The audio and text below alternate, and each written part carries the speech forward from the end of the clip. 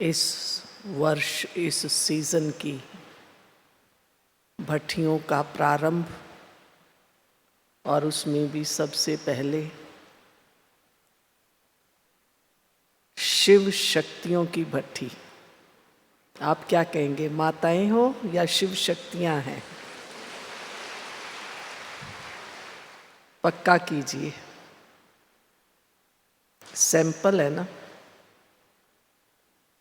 बाबा के शोकेस के हम सब सैंपल हैं। तो माताएं नहीं, माताएं तो साधारण उस दुनिया में भी बहुत हैं, जो केवल अपने घर बार को संभालती हैं। खाना बनाया, घर संभाला, बच्चों का पालन पोषण किया। अधिकतर माताओं का यही कर्तव्य समझा जाता है।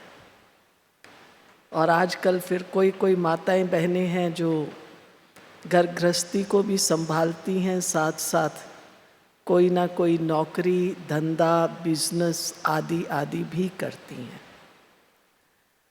लेकिन जब बाबा कहते हैं कि आप साधारण माताएं नहीं, लेकिन आप कौन हैं? कौन है? शिव शक्तियां हैं। तो शिव शक्ति माना जो विश्व कल्याण की सेवा में समर्पित है, लगी हुई नहीं है, सेवा के लिए समर्पित है। समर्पित माना सेंटर पर रहना नहीं है। आप कहेंगे कि बहन जी हम तो आपकी तरह सेंटर पर नहीं रहते हैं।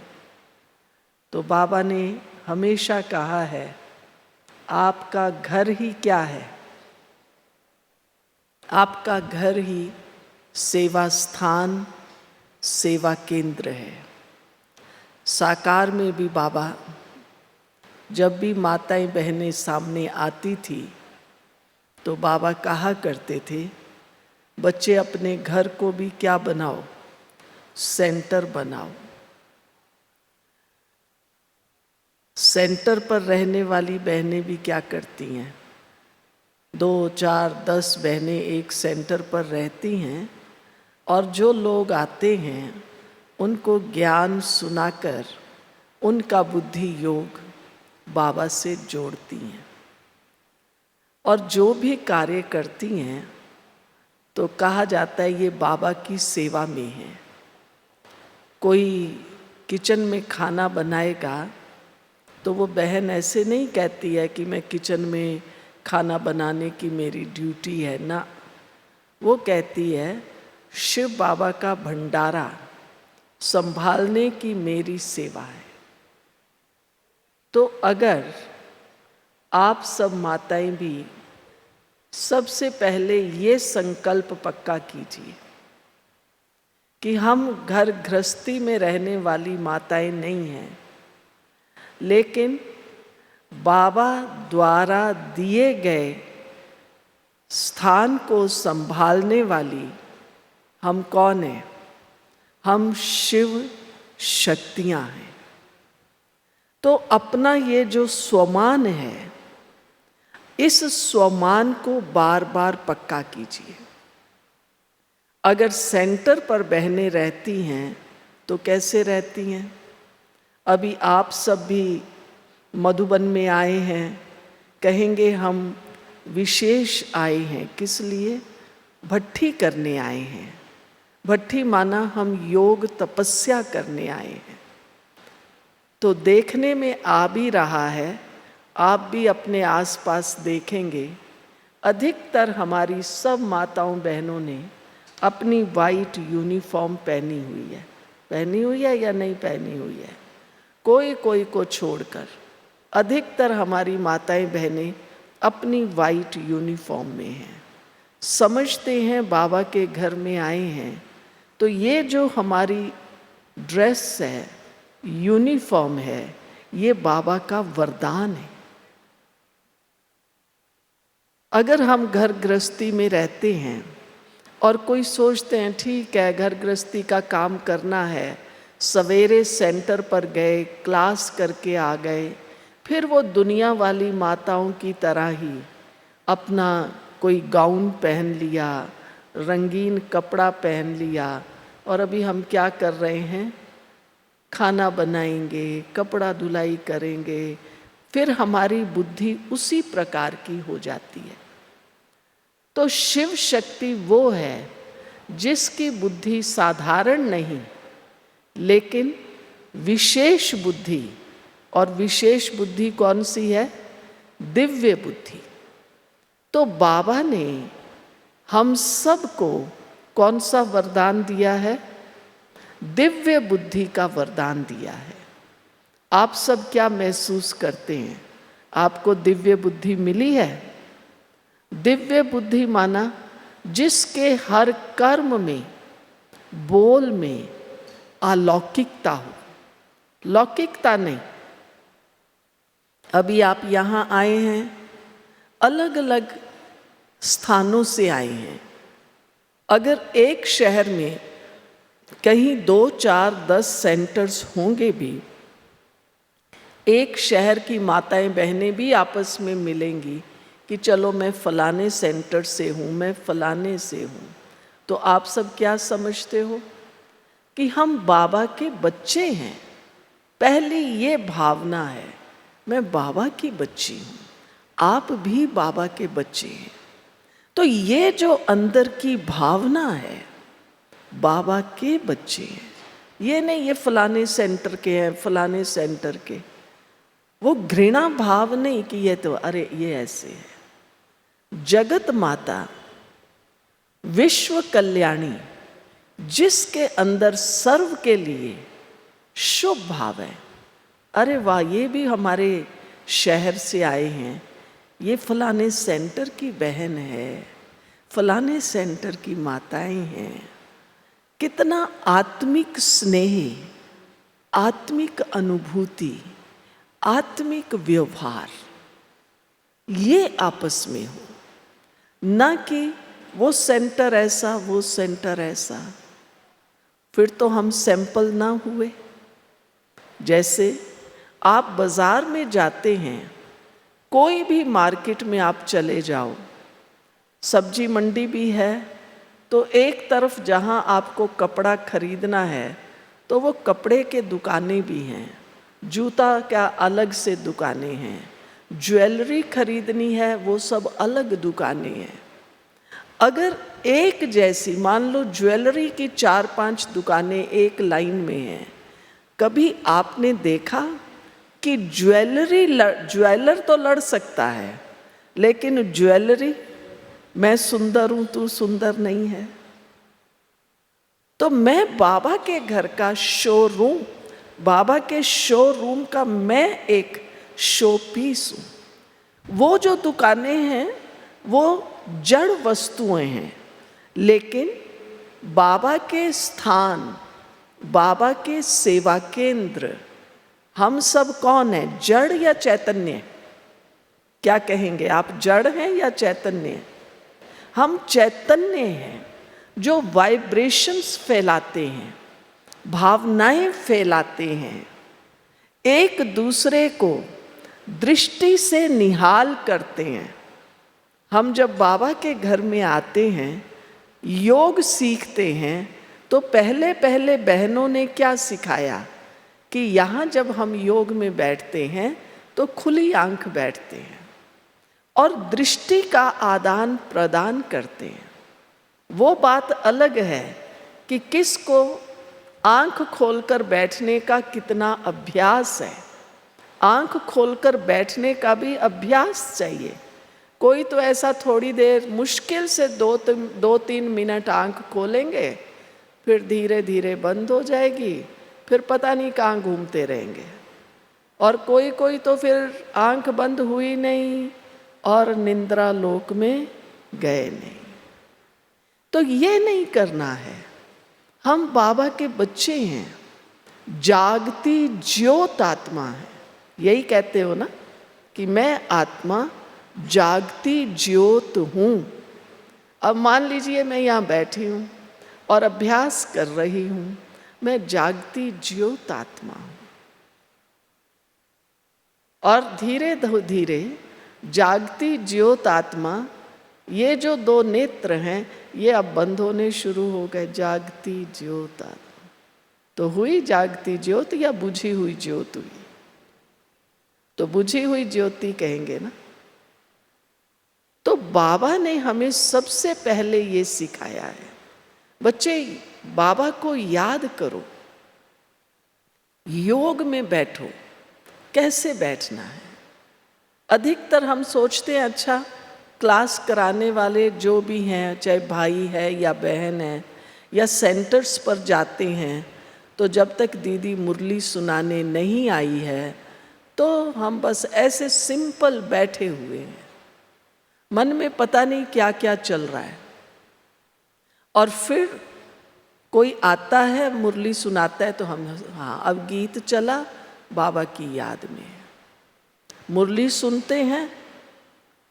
रोज ये हमारा रूटीन है, सेंटर पर आना, मुरली सुनना, चले जाना। फिर मधुबन में आते हैं, क्लासेस सुनते हैं। हर क्लास सुनने के बाद भाई बहनें जो भी कोई क्लास कराता है उससे बाहर में मिलते ज़रूर हैं।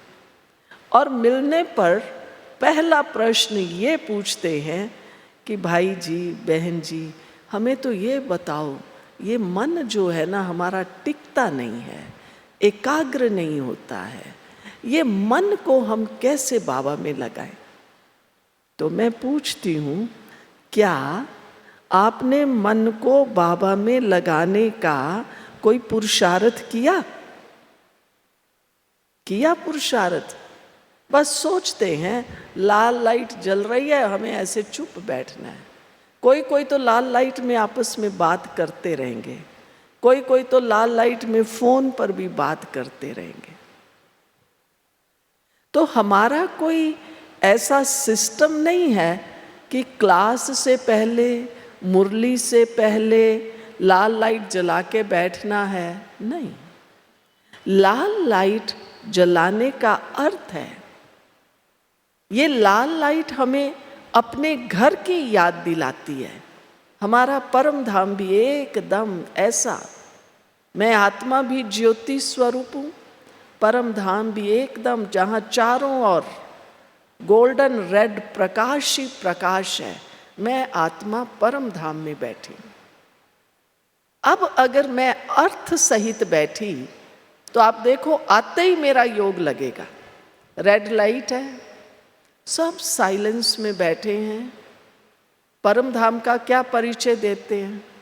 यही कहते हैं ना, वहाँ शरीर नहीं है, हम अशरीरी आत्मा, एकदम साइलेंस। अब शरीर में रहते हुए ये अभ्यास करना है, मैं आत्मा यहाँ मस्तक के बीच में हूँ। और कैसी हूँ? एकदम साइलेंट। तो जब हम योग में बैठते हैं तो केवल बैठना नहीं है, ऐसे करके सोना नहीं है, इधर उधर देखना नहीं है, अपना ही कुछ लिखना नहीं है, बातें नहीं करनी है, लेकिन ऐसा बैठे एकदम नशे में बैठे, खुशी में बैठे। सैंपल है ना, आपने मम्मा बाबा को नहीं देखा, हम लोगों ने देखा, लेकिन बाबा का चित्र, मम्मा का चित्र आपके सामने है। आप देखिए, बाबा हमेशा ऐसे नहीं कोई फोटो बाबा की इस पोज में खींची हुई है। बाबा हमेशा जब क्लास में आकर बैठते थे या वैसे भी एकदम ऐसा सीधा, और बाबा के नेत्र ऐसे खुले हैं।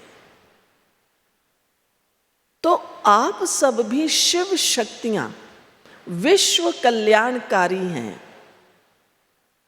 तो विश्व कल्याणकारी शिव शक्ति का काम क्या होगा? सारे विश्व को लाइट और माइट देना। जहाँ हम रहते हैं, जो जिसको आप घर कहते हैं, अब उसको घर नहीं कहना। वो हमारा ऑफिस है, मधुबन हमारा घर है। ऑफिस में हम सेवा करने, काम करने जाते हैं। तो याद कहाँ की रहेगी? या मधुबन या आत्मा का घर परम धाम। जहाँ हम सेवा करने गए हैं, हम विश्व को तो योगदान दे रहे हैं, लेकिन अपने सेवा स्थान को भी योगदान दे रहे हैं। अपने अंदर ये भावना पैदा करनी है। अब कई बार कई भाई बहन हमें कहते हैं कि ये समस्या आई, फलानी समस्या आई, मैंने ना रोज सवेरे शाम 1 घंटा बैठकर योग किया, योगदान दिया। योगदान का अर्थ क्या है? क्या बस ऐसे बैठ जाना है, बाबा ये समस्या समाप्त हो जाए, बाबा ये बीमारी ठीक हो जाए? नहीं, बिल्कुल नहीं ठीक होगी। ध्यान से सुनना इस बात को। लेकिन समस्या का हल कब होगा? जब मेरे अंदर की भावनाएं बदल जाएंगी। तो ये देखना है, मैं योग में आज 1 घंटा बैठी, 2 घंटा बैठी, 4 घंटा बैठी, आधा घंटा बैठी, मेरे अंदर श्रेष्ठ भावनाएं पैदा हुई। चाहे परिवार के सदस्य हैं, अड़ोसी पड़ोसी हैं, कैसे भी हैं, मेरे अंदर ये भावना पैदा हुई कि ये सब बाबा के बच्चे हैं। हम यही कहते हैं ना, ये सारी दुनिया कौन है? शिव बाबा के ही तो बच्चे हैं। तो जो मेरे परिवार के सदस्य हैं, मेरे अड़ोसी पड़ोसी हैं, वो कौन है? वो शिव बाबा के बच्चे हैं या नहीं हैं? क्या कहेंगे आप सब? हाँ या ना? या कहेंगे नहीं, मेरा जो पड़ोसी है ना, ये बहुत खराब है, इसलिए ये बाबा का बच्चा नहीं है, बाकी सब बाबा के बच्चे हैं? ऐसा तो नहीं कहेंगे ना। कैसा भी हो पड़ोसी, हमारे अंदर ये भावना, ये व्यवहार, ये मेरा पड़ोसी, ये भी बाबा का बच्चा है। आप करके देखिए, आपका पड़ोसी भी बदल जाएगा। घर में बच्चे हैं, बहू बेटे हैं, सवेरे उठते ही ये भावना पक्की कीजिए, ये सब बाबा के बच्चे हैं, बहुत अच्छे हैं, बहुत अच्छे हैं। 1 घंटा नहीं, 1 घंटा कहेंगे बहुत अच्छे हैं, फिर बाकी 23 घंटे क्या कहेंगे? बहुत खराब है। ये तो नहीं कहेंगे ना। सारा दिन यही धुन रहे, बहू है, बेटा है, बेटी है, सासू है, कोई भी है, अड़ोसी है, पड़ोसी, ये सब भगवान के बच्चे कितने मीठे हैं, कितने अच्छे। क्योंकि मैं बाबा के घर का कौन हूं? शो पीस हूं। कैसा शो पीस हूं? ये हम अपना अनुभव सुनाएं और सुना सकें कि मैंने सबके लिए, केवल पड़ोसी के लिए, बहू बेटे के लिए नहीं, सबके लिए भावना रखी। ये सब बहुत अच्छे भगवान के बच्चे हैं और उन सब का व्यवहार मेरे साथ बहुत अच्छा हो गया। तो निरंतर अभ्यास चाहिए। बाबा हमको कहता है, बच्चे पूरे विश्व को योगदान दो। अगर कहीं भी जरा सा हमारा बनती नहीं होगी तो वहां अटक जाएंगे ना। योगदान तो तब जाएगा जब हम बेहद में होंगे। तो हम बाबा के बच्चों को, कईयों को सेवा का बहुत शौक होता है ना, कहते हैं हम वहाँ सेवा करें, वहाँ सेवा करें। सेंटर्स पर भी हम देखते हैं कई माताएं बहनें, कई भाई इधर उधर भागते हैं सेवा के लिए। उनको देखो सारा समय लगे हुए हैं अथक हो करके। उस अथक सेवा की सफलता का आधार भी यही है, जब मेरी भावना सबके लिए शुभ। ये भावना नहीं मैं बहुत सेवा करती हूँ, मैं बहुत अच्छा ज्ञान सुनाती हूँ, देखो मैं फलाने को लाई, फलाने को लाई। और वो जो जिसको लेके आते हैं वो भी कहता है ये बहन जी ना मेरा गुरु है, इन्होंने मुझे कोर्स कराया, इसने मुझे बाबा का घर दिखाया, हम उसमें बहुत खुश। ये देखो ये 2 भाई बहन है ना, इनको मैं लाई थी, परिचय भी यही कराएंगे, इनको मैं बाबा के घर लाई थी, ये बाबा के बन गए। अब बताइए ये 2 को तो मैं लाई थी, फिर बाकियों को आप क्यों नहीं लेके आते? तो बाबा के शोकेस का शो पीस वह भाई बहनें हैं, चाहे भाई हों चाहे बहनें हों, जिन्होंने ये पक्का कर लिया है कि मैं बाबा का सैंपल सदा बेहद में रहने वाला हूं, सदा ही बाबा की याद में रहने वाला हूं। ऐसा नहीं अचानक कोई आ जाए और देखे ये बहन जी या भाई जी क्या कर रहे हैं, ये तो लगे हुए हैं मोबाइल में। आजकल हमारी माताओं बहनों का भी अधिक समय कहाँ जाता है? कहाँ जाता है बताइए? मोबाइल में। कहते हैं हम फलाने की क्लास सुन रहे हैं, मुरली सुन रहे हैं, कहते हैं ना। अब वो मोबाइल तो चल जाता है, क्लास तो सुनते हैं, ध्यान कहाँ होता है? सब्जी को छौंक लग रही है, चाय बना रहे हैं, मोबाइल चल रहा है, कौन सुन रहा है? वास्तव में मैं वो सैंपल हूं, द बेस्ट स्टूडेंट, सबसे अच्छा बाबा का स्टूडेंट हूं। हर बात में मुझे सैंपल बनना है ना। आज्ञाकारी बच्चा हूं, आज्ञाकारी बाबा का ईमानदार स्टूडेंट हूं।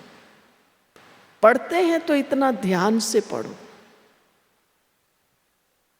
मोबाइल से नहीं, अपने हाथ में मुरली लेकर पढ़ो। जब हाथ में मुरली लेकर पढ़ते हैं तो मेरी नजर मुरली पर, ध्यान मुरली पर, तो अपने आप एकाग्रता बनेगी या नहीं बनेगी? तो मैं बाबा का सच्चा ईमानदार बच्चा हूं। मुझे नंबर 1 बनना है। यहां बाबा ने हमें लक्ष्य दिया है, बच्चे तुम नर नारायण नारी श्री लक्ष्मी बनने आए हो। आप में से बहुत सी माताएं बहनें होंगी जो लास्ट ईयर भी भट्ठी में आई होंगी, उससे पहले भी आई होंगी, इस बार भी आई हैं। अपने को देखो, हमारे में कोई परिवर्तन आया है भट्ठी के बाद?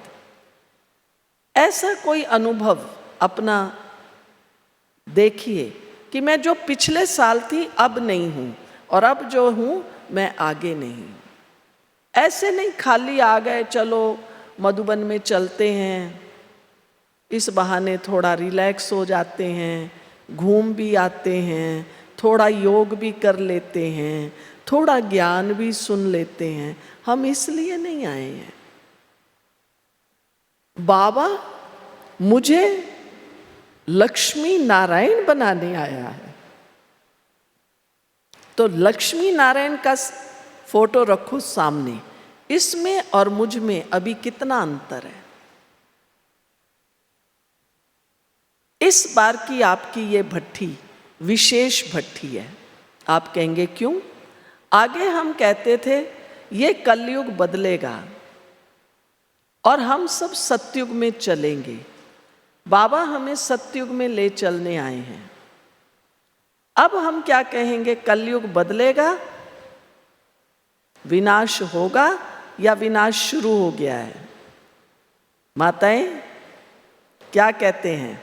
दुनिया में रहते हो ना, दुनिया के हालात देखो कैसे हैं। आप प्रकृति को देख लीजिए, आप मनुष्य को देख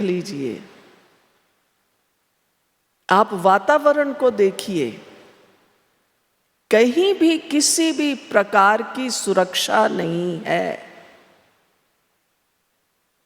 बाहर की बात छोड़ो, आजकल मनुष्य, कोई भी माताएं बहनें भाई अपने घर में भी सुरक्षित नहीं है। राइट है या रॉन्ग है? घर में भी सुरक्षित नहीं है।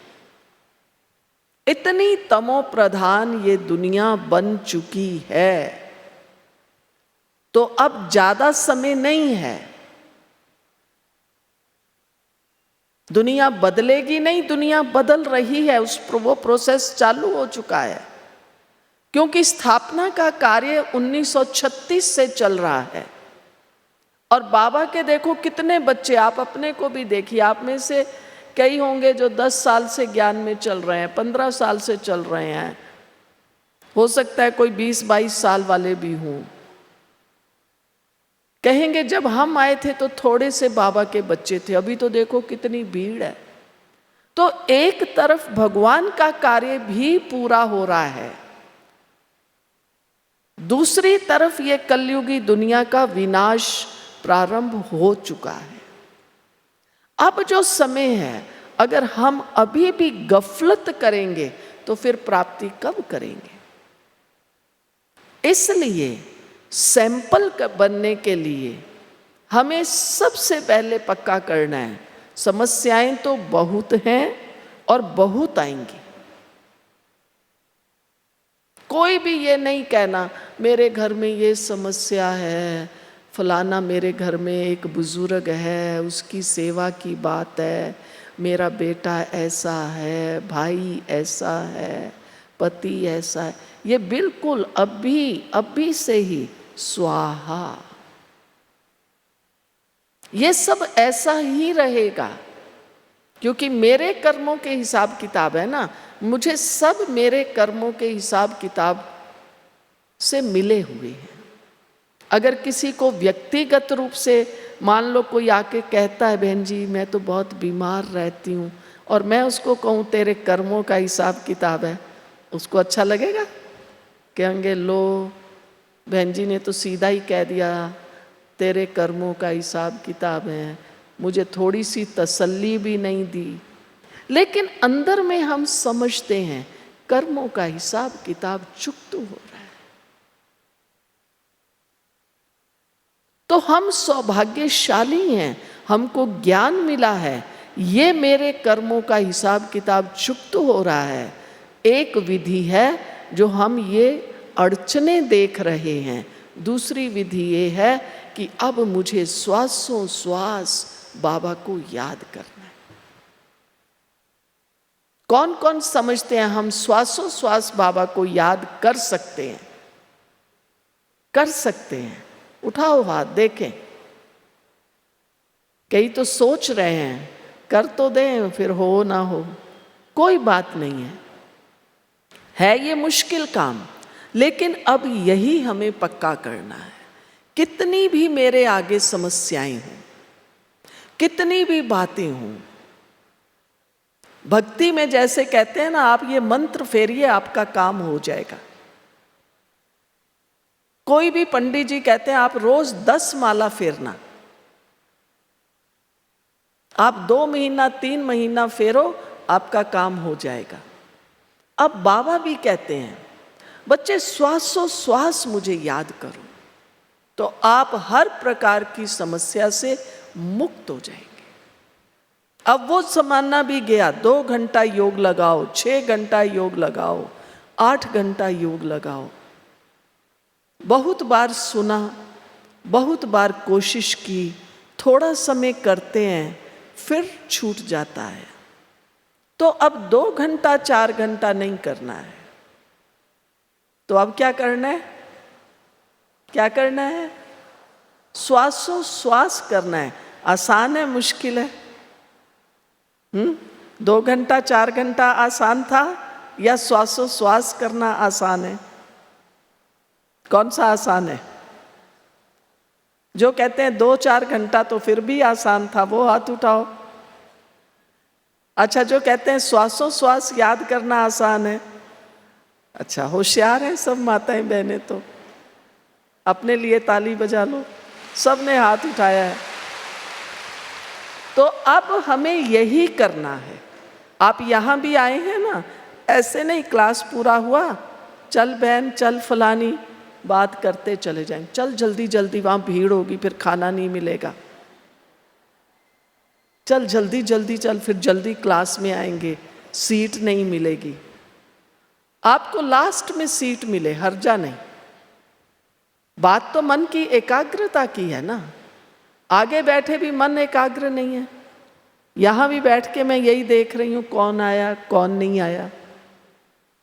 तो इस बार इस भट्ठी में हमें यही अभ्यास करना है। कोई भी आए कोई भी जाए, मुझे जहां स्थान मिला, जहां जगह मिली, बैठ गए। और ये देखना है मैं बस बाबा को देख रही हूं। यही कह लीजिए अपने मन में, बाबा मेरा साथी है, बाबा मेरा साथी है, बाबा मेरा साथी है।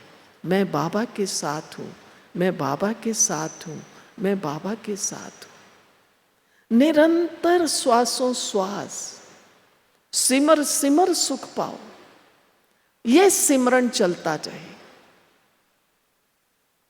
ताकि हम अनुभव से सबको कह सकें। सैंपल है ना कि भगवान को श्वासों श्वास याद करने से जीवन की समस्याएं हल हो जाती हैं, पूछने से नहीं होंगी। डॉक्टर ने दवाई लिख दी, मैंने खाई भी, परहेज नहीं किया, असर नहीं करेगी। परहेज जरूरी है। इसका परहेज ये है, बाबा से शक्तियां कैसे लें, बाबा के शोकेस का मैं शो पीस कैसे बनूं, ये परहेज है। श्वासों श्वास बाबा को याद करना है, हर श्वास में बाबा का सिमरन करना है। अब आप घर से तो आ गए, यहाँ से उठ के बाहर जाते हैं, फिर फोन पे लग जाते हैं, अरे फलाना ठीक है या नहीं, फलाने को ये कह देना, मैं ये चीज़ रखना भूल गई, तू ध्यान से रख लेना। कोई मतलब नहीं है। हम बाबा के समझदार बच्चे हैं। पहले ही कहा ना, सैंपल माना जिसको दिव्य बुद्धि का वरदान मिला हुआ है, पक्का कर लीजिए। उठते बैठते सवेरे आंख खुलते, दिव्य बुद्धि दाता शिव बाबा ने मुझे दिव्य बुद्धि का वरदान दिया। मैं दिव्य बुद्धि से संपन्न आत्मा हूं। पूछते हो ना कैसे योग लगाएं? शिव बाबा का दिव्य बुद्धि का वरदान मुझ आत्मा को मिला है। मैं दिव्य बुद्धि संपन्न आत्मा हूं। बस दिव्य बुद्धि वाली आत्मा कहाँ जाएगी, क्या देखेगी?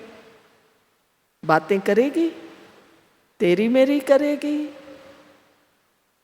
आलस में रहेगी, टाइम वेस्ट करेगी, कोई आकर्षण होगा?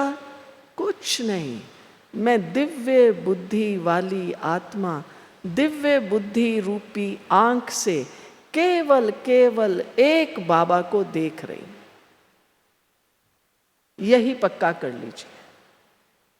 मैं अति सूक्ष्म आत्मा, बस एक सर्वशक्तिवान बाबा को देख रही। बाबा के कमरे में भी बैठो, बस बाबा मैं आपके सामने हूं। अंदर में अनुभूति कीजिए। ये ना पूछो दीदी बाबा को कैसे याद करें, कैसे याद करें, नहीं, हम हैं ही याद में। बस मैं बाबा को देख रही हूं, बाबा मुझे देख रहे हैं। अन्य कोई भी संकल्प नहीं, अन्य कोई भी बात नहीं। अगर हम समस्याओं में उलझे हुए हैं तो फिर बाबा तो याद ही नहीं। बाबा क्या करूं, हमारा धंधा नहीं चल रहा है, बाबा बेटे की नौकरी नहीं लगी है, बाबा ये करने नहीं आया। कई बार मुरली में कहता है ना, बच्चे मैं ये करने नहीं आया हूं, वो तो पतित पावन है। वो हम बच्चों को पावन बनाने आया है, हमें मनुष्य से देवता बनाने आया है। और उसके लिए कहता है, आजकल की ये पिछले 7-8 दिनों की मुरलियां निकाल के दोबारा पढ़िए। बच्चे अपने को आत्मा समझो, आत्मा समझने का अभ्यास करो। तो क्या करना है? यही पक्का करना है, मैं शुद्ध आत्मा, श्रेष्ठ आत्मा, मैं शिव बाबा का बच्चा हूं, शिव बाबा मुझे देख रहा है। किस किस को देख रहा है बाबा? पक्का? पक्का सबको देख रहा है बाबा। अनुभव कीजिए, महसूस कीजिए, बाबा मुझे देख रहा है, बाबा मुझे दृष्टि दे रहा है। हम बहुत बार देखते हैं, जब क्लास पूरा होता है ना, उठ के बाहर जाते हैं, कई भाई बहन आके कहेंगे दीदी मुझे दृष्टि दो। दृष्टि देने की चीज नहीं है। दृष्टि दे के हम क्या करते हैं? वाइब्रेशंस ही तो लेते हैं ना। तो आप कहेंगे मुझे अब दृष्टि दो, तो ऐसे तो नहीं दी जाएगी ना। लेकिन दृष्टि लेने के लिए, अब मैं कहती हूँ मुझे प्यास लगी है, माता जी या बहन जी मुझे पानी पिला दीजिए। वो कह रहे हैं कि पानी तो है पर बहन जी गिलास नहीं है, पानी कैसे पिलाऊं? तो क्या करेंगे? आगे क्या करते थे? आजकल तो बोतल उठा के ऊपर से सीधा गुड़गुड़ कर लेते हैं। हाँ, आगे लोग क्या करते थे? मटके से पानी निकाल के यूं हाथ से भी पी लेते थे। तो कोई ना कोई विधि निकालेंगे ना। तो जितना हम स्वयं योग युक्त होंगे, अब आप ये समझो मुझे शिव बाबा हर घड़ी दृष्टि दे रहा है। अभी आप सुन रहे हो ना, बाबा आप सबको दृष्टि दे रहे हैं, अनुभव कीजिए। आप 3 दिन, 4 दिन, 5 दिन जो भी यहां रहेंगे, 1 सेकंड भी अपना वेस्ट नहीं करना। यही महसूस कीजिए मुझे बाबा दृष्टि दे रहा है, मैं बाबा की दृष्टि ले रही हूं। तो मैं बाबा के घर का, बाबा के यज्ञ का एक द बेस्ट सैंपल आत्मा हूं। बस अपने को इसी में बिजी रखना है।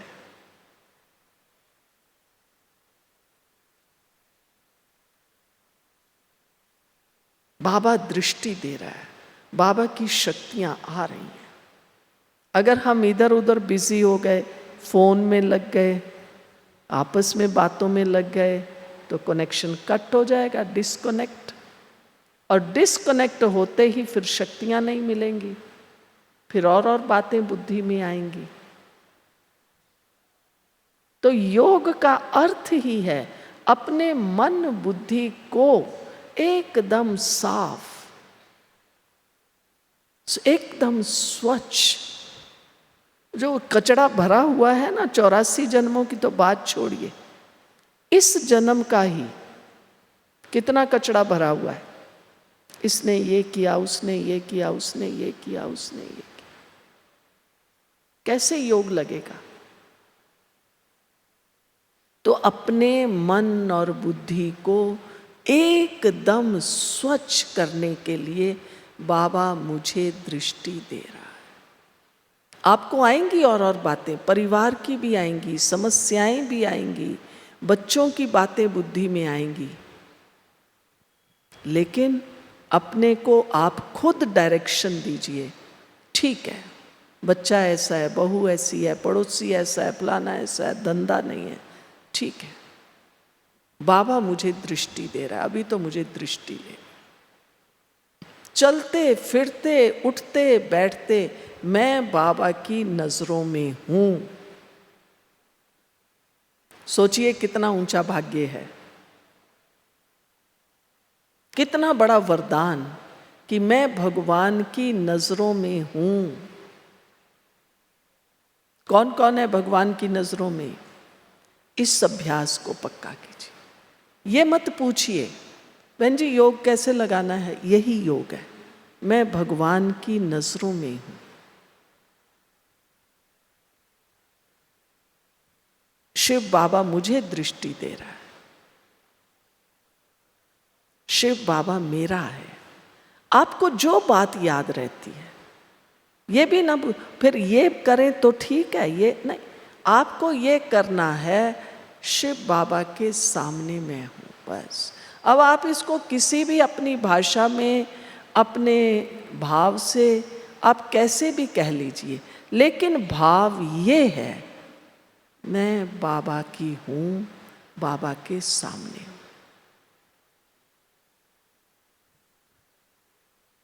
और सब समस्याएं, सब बीमारियां, सब बातें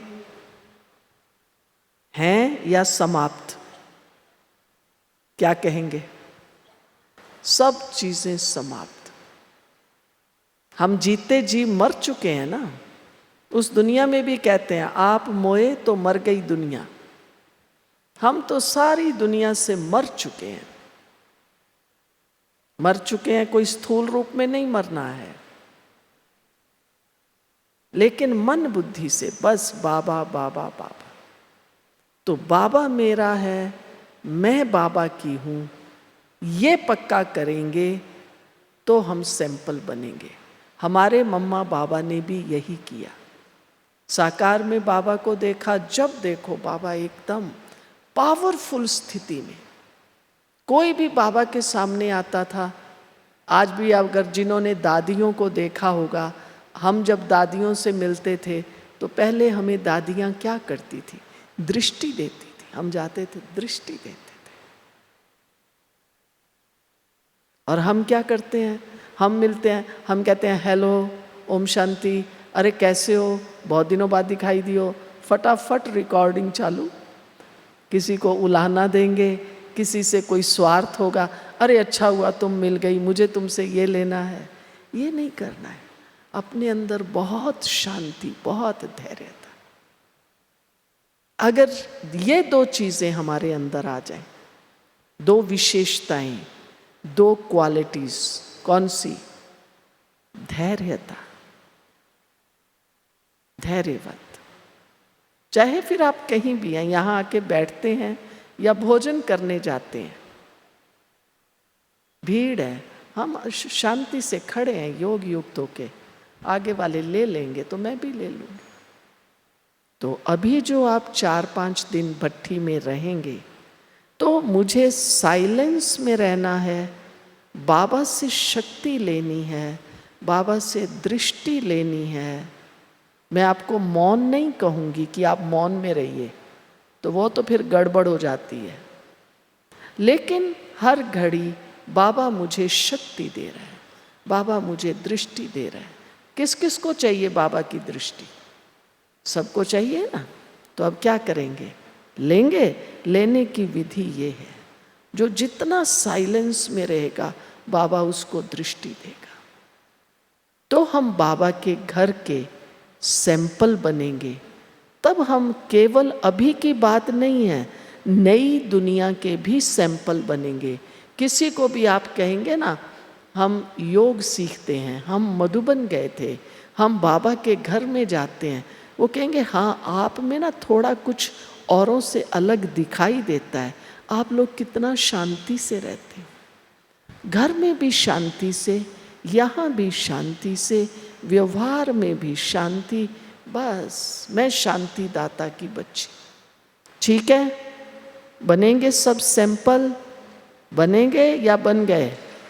ताली नहीं बजानी है, ताली बजा के काम पूरा नहीं करना है, पक्का कीजिए। मैं बाबा के घर का सैंपल हूं, बाबा मुझे देख रहा है, मैं बाबा को देख रही। ओम शांति।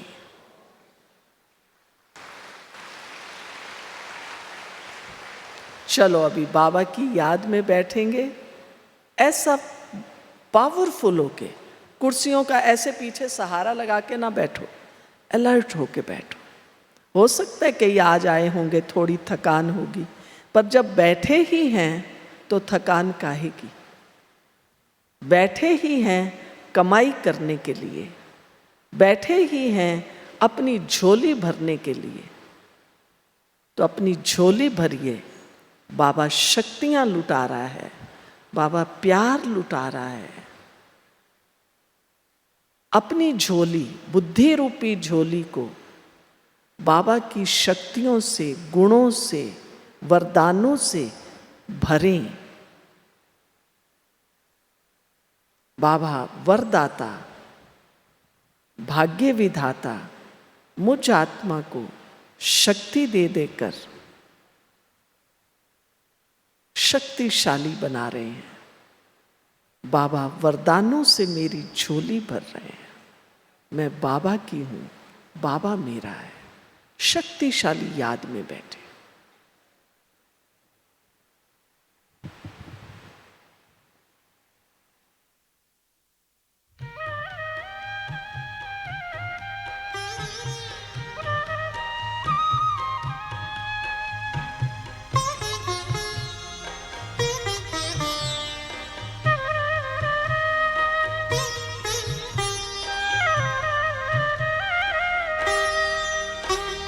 लगी लगन बस एक यही, लगी लगन बस एक यही, लगी लगन बस एक यही, लगी लगन बस एक यही, लगी लगन बस एक यही।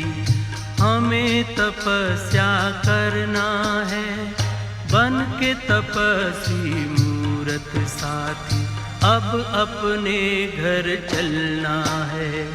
लगी लगन बस एक यही, लगी लगन बस एक यही। हमें तपस्या करना है, बन के तपस्वी मूरत साथी, अब अपने घर चलना है।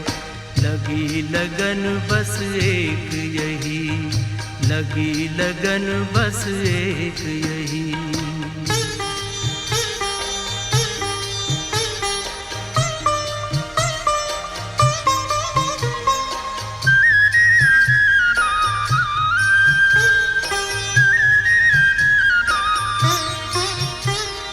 तपस्या की मीठी मीठी लहरों के बीच में आओ खो जाए हम अपने स्वरूप में।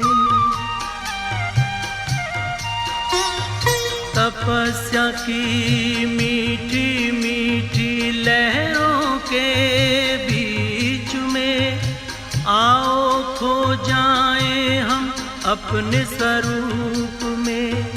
दुनिया के आकर्षणों में, दुनिया के आकर्षणों में अब हमें ना रहना है, अब हमें ना रहना है। लगी लगन बस एक यही, लगी लगन बस एक यही। हमें तपस्या करना है, बन के तपस्वी मूरत साथी, अब अपने घर चलना है। लगी लगन बस एक यही, लगी लगन बस एक यही।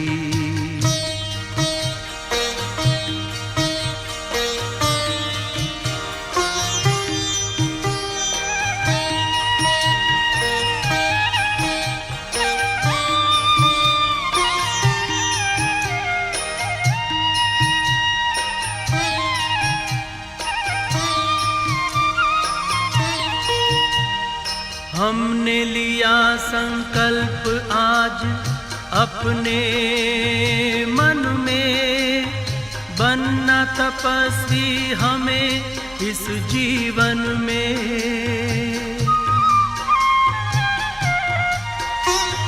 हमने लिया संकल्प आज अपने मन में, बनना तपस्वी हमें इस जीवन में। बाबा की शुभ आशाओं को, बाबा की शुभ आशाओं को हमें पूरन करना है, अब हमें पूरन करना है। लगी लगन बस एक यही, लगी लगन बस एक यही, हमें तपस्या करना है। बन के तपस्वी मूरत साथी, अब अपने घर चलना है। लगी लगन बस एक यही, लगी लगन बस एक यही।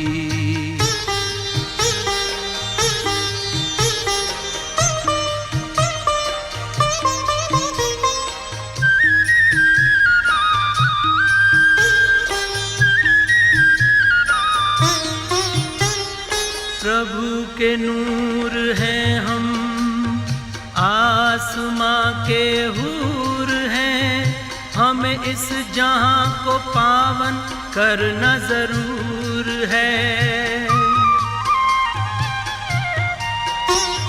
प्रभु के नूर हैं हम, आसमां के हूर हैं, हमें इस जहां को पावन करना जरूर है। वसुंधरा पर दिव्य रूप में, वसुंधरा पर दिव्य रूप में फिर से हमें उतरना है, फिर से हमें उतरना है।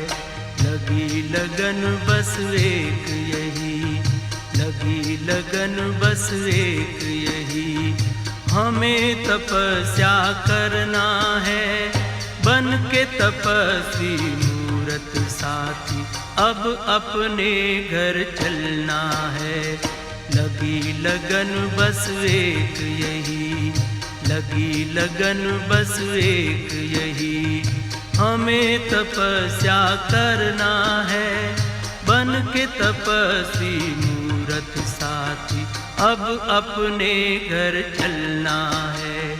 लगी लगन बस एक यही, लगी लगन बस एक यही, लगी लगन बस एक